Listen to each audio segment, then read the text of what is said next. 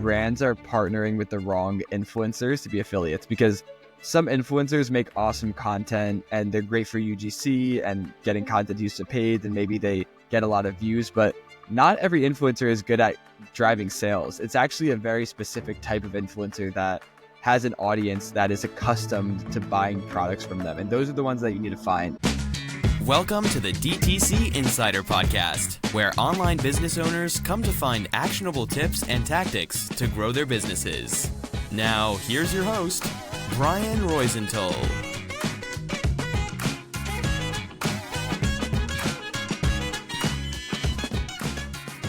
Hey, welcome to another episode. I'm Brian Roisentul, your host, and today I'm super excited to chat with Noah Tucker.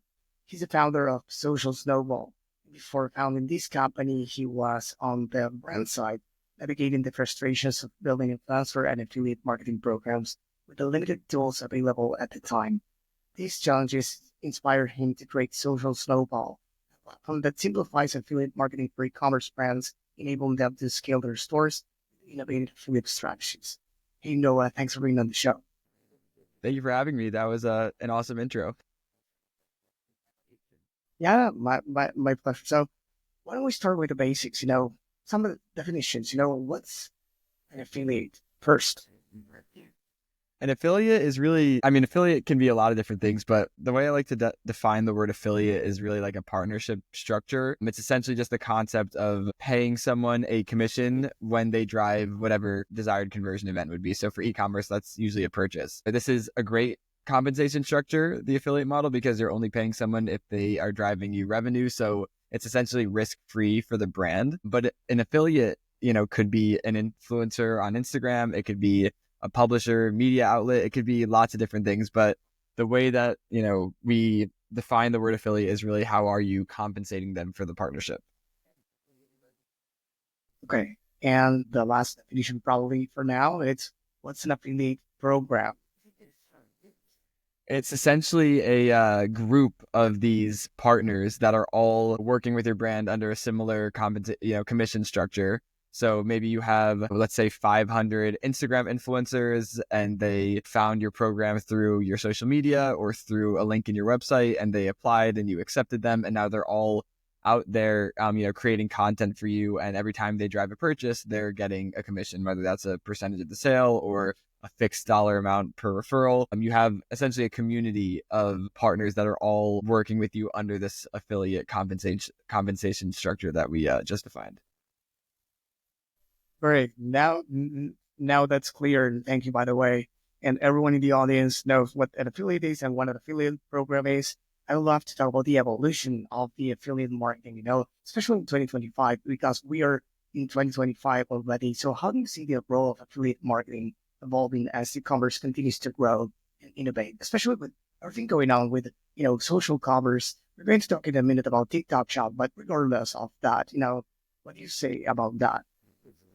Yeah, the word affiliate, it means so many different things, and it's definitely already evolved. If you were to look like 10 years ago, even 5 years ago compared to now, 10 years ago, if you said the word affiliate to anyone in e-commerce, they would imagine when you say that word would be, like publishers, listicles. So if you were to search on Google something like top Father's Day gifts, and all these different results come up that have like the top 10 Father's Day gifts and top 20 Father's Day gifts, and these are all affiliates, but they're publishers, right? They're like these, these news or PR outlets that are creating long form SEO content, and they're, plugging a bunch of products in there with affiliate links, and they're earning a commission every time someone buys after clicking their link. That's, essentially what an affiliate used to be. And today those are also still affiliates, and there's plenty of PR and publisher affiliates out there.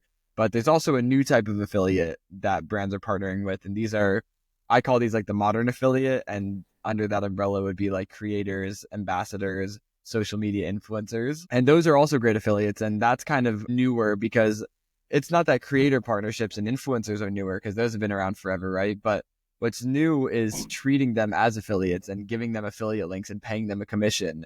That's a newer concept, because historically, when you partnered with an influencer, you really just were paying them a flat fee in exchange for a post or in exchange for filming a certain piece of content. And that was about it. And now when brands are partnering with influencers, they're building out incentive structures and giving them commissions and gamifying a program with the reward tiers and really encouraging their influencers to actually drive revenue and being able to not only incentivize that, but track it and then pay them out for doing so. And so that's kind of the big shift that we've been seeing happen.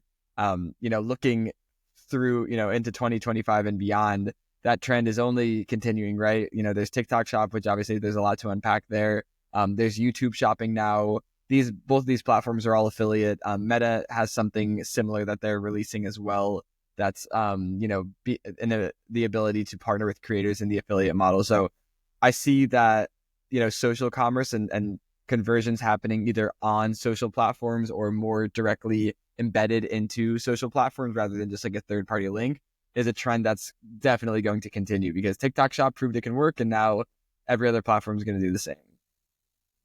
Right. I was listening to the Awesome Pod, by Roman, Ryan McDonald, and two more. Jimmy Kim and Amer. I don't know the last name. My apologies, Amer. I've been talking to this guy the other day. He's awesome.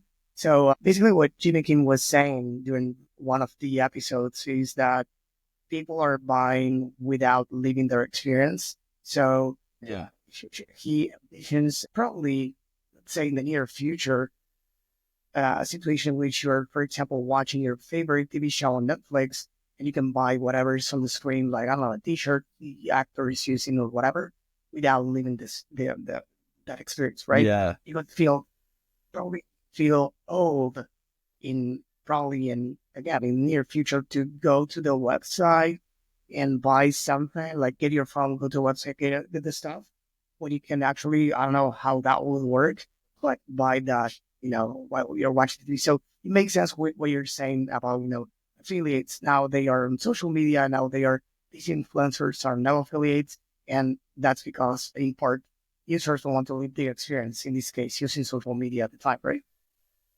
Yeah, I mean, it's definitely something that we've already seen happen. Thinking that it could happen on Netflix and Roku or wherever else people are just consuming content or watching ads is very exciting. Yeah, I mean, it's a trend that I'm bullish on. I think at least with social media platforms, we'll definitely see that continue to gain popularity and traction over the next year.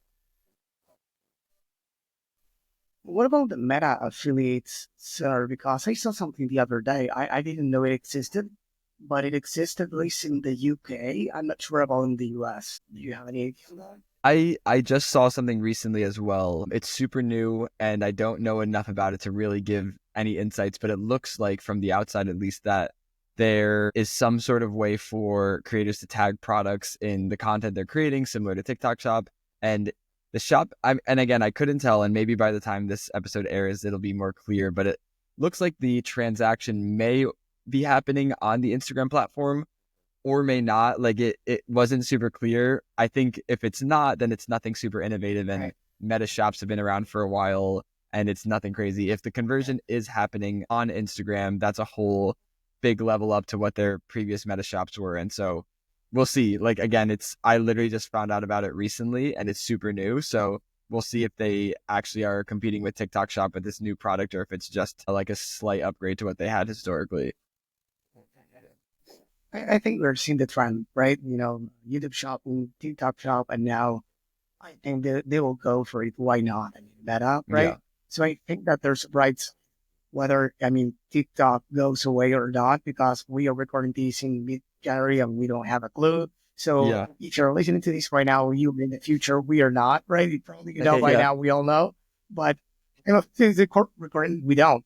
But Yeah. that makes it interesting because what if TikTok gets banned, or what if it doesn't, right?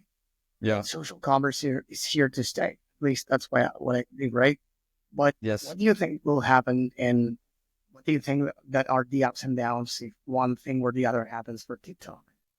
Yeah, I mean, it's interesting because, we are, so at Social Snowball, we're integration partners with TikTok Shop. So you could use Social Snowball to, manage your TikTok Shop affiliates. And we have a bunch of cool features that we add on to TikTok Shop and we integrate with TikTok Shop. But so, on one hand, of course, we don't want TikTok to go away because that's a big part of our business. And we've been investing a lot of engineering time into building out this TikTok Shop integration and all these cool features for TikTok Shop. On the other hand, if TikTok were to go away, every brand is going to not want to lose the relationships with creators that they've had. So they'll have to, use something like Social Snowball to, keep those relationships and have a place where they could still see all their creators and talk to their creators and have their creators, promote traffic to their Shopify store instead of TikTok shop. So there's maybe a way where it getting banned could actually, at least in the short term, bring some business to Social Snowball, which is an interesting thing to think about. So I think regardless though, like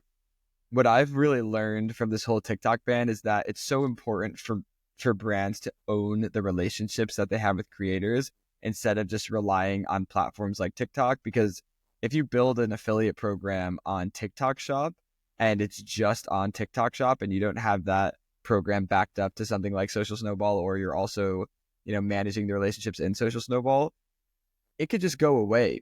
And it's kind of crazy because like your email list would never just disappear. Your SMS list would never just disappear. But with TikTok Shop, your creator community can just disappear overnight. So I think that's like the big takeaway from the scare is that, whether you're using Social Snowball or not, make sure that you have some sort of CRM or list of all of your creators and their contact info in case anything like this were to ever happen now or down the road. At least you have, that relationship with them stored somewhere outside of the platform so you could still continue working with them. Yeah, and also about, for the channel diversification, Yeah. We've been talking about in 2024 as well, how important it is to diversify. But I must admit that at the same time, for every brand, at least every brand I speak with, or the ones we work with at the agency, like the number one channel is still Meta, performance-wise, for paid ads, let's say, right? So brands want to diversify, but still it's tough to find another winning channel. TikTok has been shining for many brands as well. Google is not what it used to be, but it's there as well in the top three positions. But yeah, what you said is true. It's like if all you have is a TikTok shop brand, probably you don't have a brand after all, right? Even if TikTok stays, right? You should probably take this as a warning and say, hey, no, we need to brand out this platform once and for all. Exactly. It's the same thing as like, I always use the comparison of like an email list or an SMS list. Like no one can ever take that list from you. It's not like if Klaviyo shut down that you would lose all your contacts. Like you would just export them and then put them somewhere else.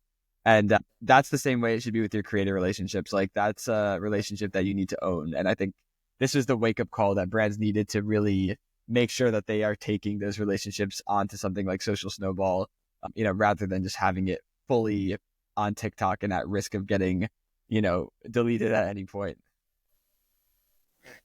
So for those in the audience who own a brand or work for a brand and don't have an affiliate program, what's the easiest way to start one? And what are the steps to start one? What they need to keep in mind and all this stuff. Yeah, I mean, I'd say like for brands that are just launching a new program, there's definitely some low-hanging fruit and some easier programs that, don't take as much bandwidth to manage that I would recommend starting with. So one example of that I love to talk about is turning customers into affiliates. So essentially making it super easy for your customers to refer their friends and get rewarded for doing so. So the way that we help brands do it usually is a post-purchase flow. So that starts with a thank you page widget. So essentially after a new customer places an order on your store, by the time they get to the thank you page, Social Snowball will already create them an affiliate account, create them an affiliate link, all that stuff. And then we'll give that information to them natively on the order confirmation screen. So as soon as they finish purchasing, they can already start sharing with friends. And then we'll integrate, with their email flow as well, like through Klaviyo or whatever email tool they're using, so that we could actually send them, the customers their affiliate link after they receive their product and in some of the post-purchase email flows, just to make it super easy for customers to be able to share with friends. And then, you could build out really enticing rewards for customers. So it could be a combination of cash, discounts, gift cards, free products. As customers are referring more friends, they can unlock new rewards and you could have, email flows for all these different rewards and events. So really just making it easy for customers to refer friends is it's just an easy way to get started with an affiliate program because it's kind of set it and forget it. Like you build out the thank you page, you build out the emails, you build out the incentive structure and the tiers, and then it kind of just runs on its own. So that would probably, for a brand just starting out, that would probably be the easiest way to get started. Okay. And what's the impact that an affiliate program can have on a brand? So let's say these brands start, what can they expect from an affiliate program? I mean, on average, what's a realistic expectation? Like, let's say, probably could be in percentage of revenue, probably could Yeah. be in. Yeah, it's a great question. So it depends a lot, but just to give you a better answer than that, if you're just doing a customer affiliate program, like just kind of the structure I explained before, I would expect about 5% of your total revenue to be coming from the customer affiliate program. That would be like a program that's performing pretty well. If you're doing more than that and you have an influencer program where you're doing outreach to influencers and you're seeding them product and you have different flows for influencers and different campaigns for them, then I would expect a lot more, because then you have something where you have a little bit more control, because you could theoretically, instead of reaching out to 100 influencers a day, reach out to 500 influencers a day after you have like a funnel that's effectively bringing new influencers into the program, seeding them product, getting them to post and drive revenue. You could ramp that up and it could go from driving 10% of your revenue to 20% of your revenue, and then eventually 30%. And you could kind of continue to scale it up as it continues to work. So that would kind of be my answer. It is a little nuanced. With the customer program, again, 5% is kind of the ballpark I would aim for. But with influencers, it could be a lot higher, a lot higher. Right. And how many affiliates do they need to get for it to be, let's say, for it to represent 5% or for it to be a successful affiliate program? If we talk about the average, I don't know, 7, 8, or 9-figure brand, I know all of them are different, right? But let's say, I don't know, 8-figure first or then 8-figure brands, how many affiliates do they have? More or less. So if it's a customer program, then they're essentially creating an affiliate link for every single customer. And I would say after a good 4 to 6 months of running that program is when they should expect 5% of GMV to come from the program. Now, if you're working with influencers, again, there's no magic answer here, because you could work with one really big influencer that, just by chance, their audience loves your product and it's a perfect fit. And that one influencer is driving huge numbers for you. And also theoretically, you could work with 100 influencers. That audience, is a little bit more iffy about your product and it's not driving a ton of revenue. So I wouldn't say there's a magic number for the amount of creators you need. I would say the brands that are crushing it, they're reaching out to hundreds per week, and they are, every time an influencer is interested in working, they're seeding them product, they're enrolling them in the affiliate program, they're tracking their content, they're paying them out commissions for all the sales they're referring. And of course, Social Snowball helps with all of this, but it's definitely a volume game when you're working with influencers. But again, I've seen it too many times where a brand just has 20 influencers total and 4 of them are just driving a ton of revenue and they found the perfect influencers, and that's awesome. But that's definitely not the most common scenario. Yeah. And what would you say to those brands listening to this and saying, hey, I tried affiliate marketing in the past and it didn't work? What's the common reason for that to happen? That's a really good question. So I think there's a lot of things, but the one thing that I brain jumped to first when you asked that question is brands are partnering with the wrong influencers to be affiliates, because some influencers make awesome content and they're great for UGC and getting content used to paid, and maybe they get a lot of views, but not every influencer is good at driving sales. It's actually a very specific type of influencer that has an audience that is accustomed to buying products from them. And those are the ones that you need to find. So the way that I look for these is literally, it's as simple as finding an influencer where if you go on Instagram and you look at their profile and you click through their story highlights on their Instagram profile, are they constantly tagging brands, posting affiliate links, recommending products? If no, or if it's not super obvious, then they probably aren't great at driving sales. If you click through their story highlights and they're tagging brands and linking products and clearly just very active in tagging brands, linking products, they probably are a great affiliate and they probably drive a ton of revenue, and their audience follows them because they want to learn what to buy from them. It's kind of sounds like a crazy concept, but there's a lot of influencers who their audience follows them because they want to learn which skincare products they should try or which, health and wellness products they should try. So you want to find those. You want to find the influencers that are regularly and consistently posting products and tagging brands. Those are always the ones that, even if they don't have the prettiest page or the most aesthetic content or whatever, it doesn't matter because an affiliate's goal is to drive revenue, and these are the ones that do that. And let's talk about now, those in the audience with an affiliate program, but they want to take it to the next level. What you first covered, the basic stuff, the basic affiliate program, but how can they go to the next level without complicating themselves a lot? Yeah. So, creator retention is really a huge factor at that level. Like, it's one thing to just reach out to a ton of influencers over email, send them product and get them to post once. And that's definitely the first step. But once you're at that level, the next, code to crack is getting them engaged long-term and making sure that they're continuously talking about your product. So one way that I love to do this is through gamification. So essentially what you're able to do is set milestones for your creators. And when they hit each milestone, they'll unlock new rewards and just make it super clear for them, as soon as they enroll, what those milestones are and which rewards they'll be able to redeem at each milestone. So to give you an example, maybe when a creator refers $500 in revenue, they get a new gift sent automatically. When they hit $2,000 in referred revenue, they get a bump in commission. When they hit $10,000 in referred revenue, they're going to get an even cooler gift and an even higher commission. And you could build as many of these different performance tiers as you need. And as creators are working their way through those tiers, they'll be always chasing the next one. And the thought process there is like, if they just hit a tier and maybe, they got a new gift and they see that they just refer another $5,000 in revenue, which is maybe like 2 more story posts with an affiliate link, that they'll get this really cool gift or they'll get like a huge bonus or a higher commission. It's going to encourage them to just keep pushing and keep posting. And at scale, obviously, that's like really, really meaningful to the program. Like if every influencer just posts once, that's cool, but it's not going to be like a huge channel for you. But with these types of gamification strategies, it really helps keep creators posting over and over and over again.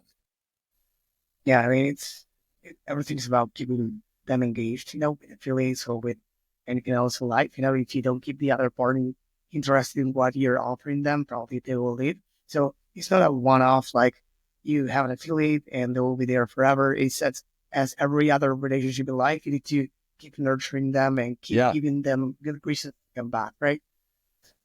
Exactly. How can brands do that without going crazy? Like, let's talk about for a second, let's talk Social Snowball. How Social Snowball simplifying the way affiliate programs work for brands?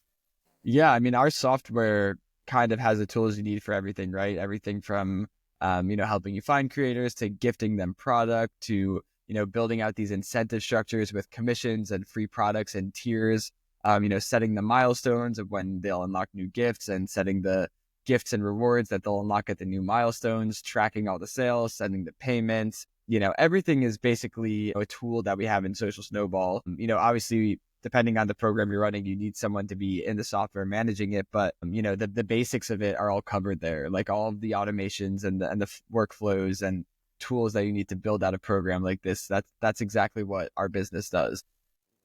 So basically, instead of having a spreadsheet and going crazy and forgetting about paying them or how much or everything else, you can manage that without any issues and headaches from this platform, right? Exactly. Sounds good. Yeah, I actually checked out the platform myself. I have a super hard time pronouncing his name, but I told him, but I'll go for it. It's Mehdi. Yeah. Mehdi. Yeah. Yeah, he tells me the age is not that way. Like, sorry, man, it's the best I get. No, you're good. Great guy.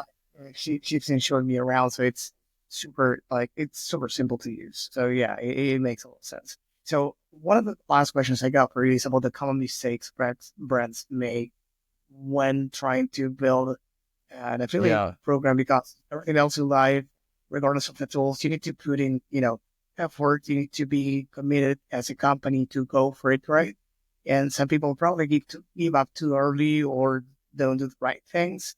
Yeah. So have you seen the common mistakes that brands make in this? Yeah, oh boy, there's a lot, but the most common ones, I'd say one is offering too low of a commission. Sometimes I think brands hear that you could choose whatever you want to pay to acquire a customer and you could put as low of a commission as you want. And they forget that if a commission is too low, it's not going to motivate affiliates to actually drive any, conversions or create content for you. So the way I like to look at finding the ultimate commission rate, and if you go to socialsnowball.io and then click on resources on the top, we do have a commission calculator that helps you come up with like a perfect commission. But just as a general concept, I like to look at a commission and benchmark it against your paid ads CAC.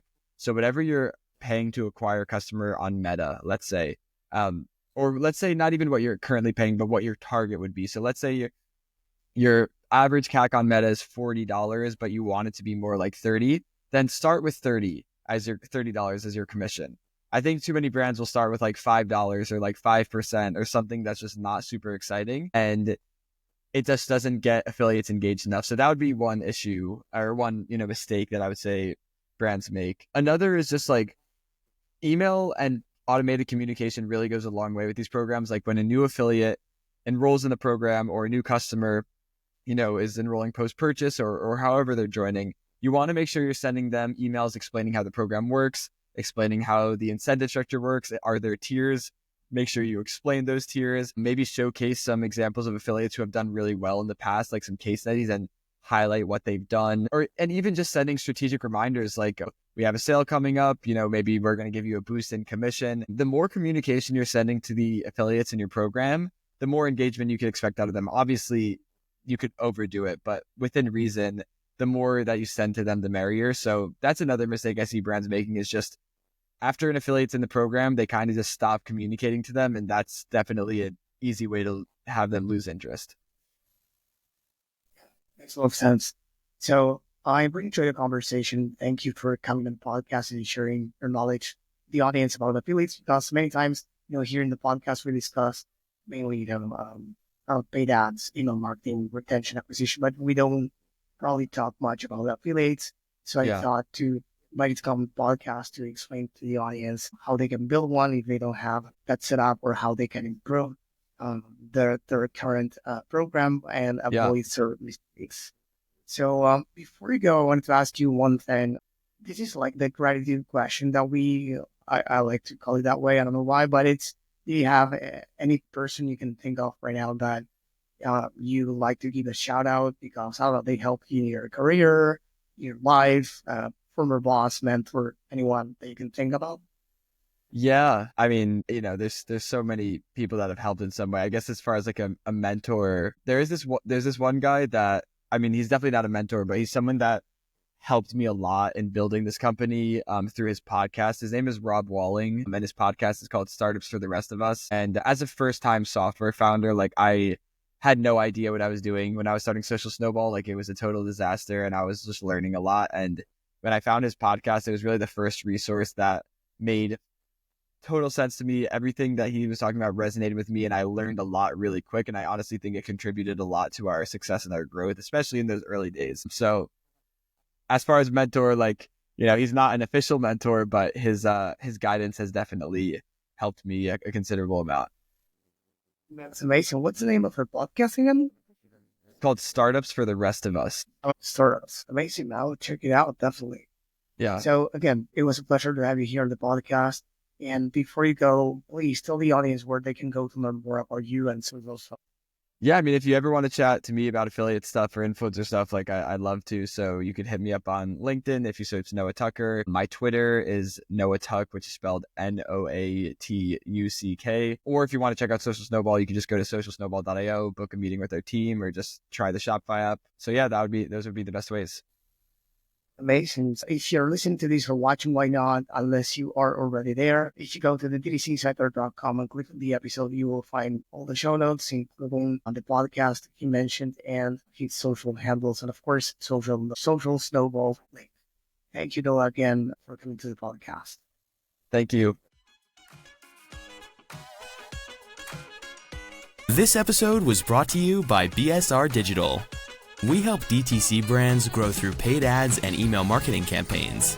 If you'd like us to help your business grow, head on over to bsrdigital.com and schedule a call with us.